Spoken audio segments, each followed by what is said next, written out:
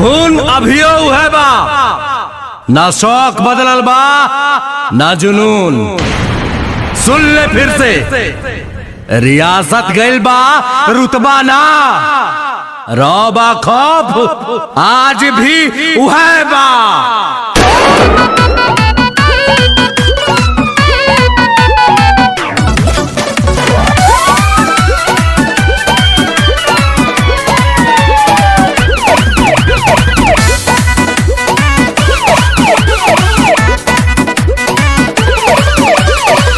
भोजपुरिया डरिला खाली बात से, साच खाती लड़ जाई केहू के दांत से।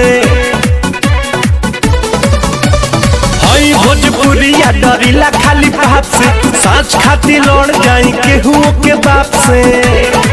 तो पीछे हटम न के तनो झमेल होई,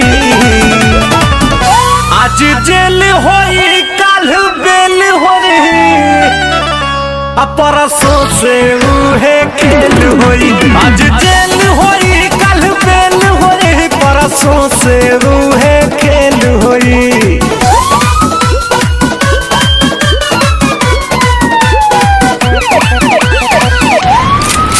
हथियार तो खाली शौक खाती रखीला बाबू, खौफ खाती नमवा काफी बा।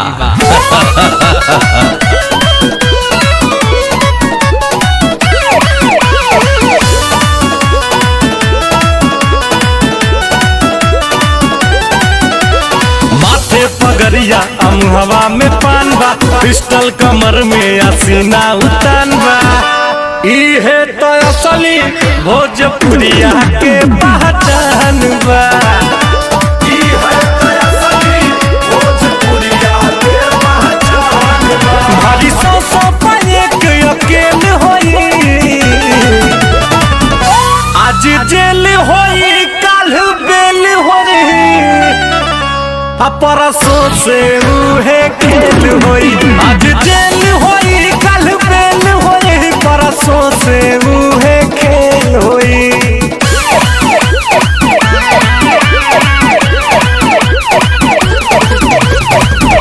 जयपुर वाले जमीन पे होटल बना। हाँ देवरंजीत जी, आज से आपके प्राइवेट स्कूल में गरीब बच्चा मुफ्त में पढ़िए।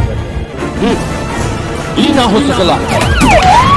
हमारे दोस्ती का फायदा उठा लिया बाबू, कैसे कि हमारे दुश्मनी का नुकसान तू सह ना पैबा।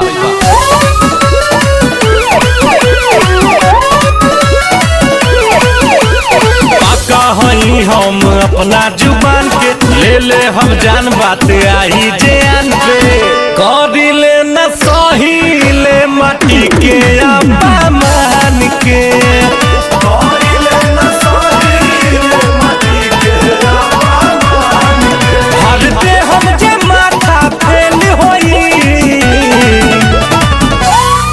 जेल होई काल बेल होई,